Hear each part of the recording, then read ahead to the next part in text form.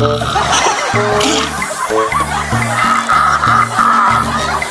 30 like, komen, dan share saya akan lihat.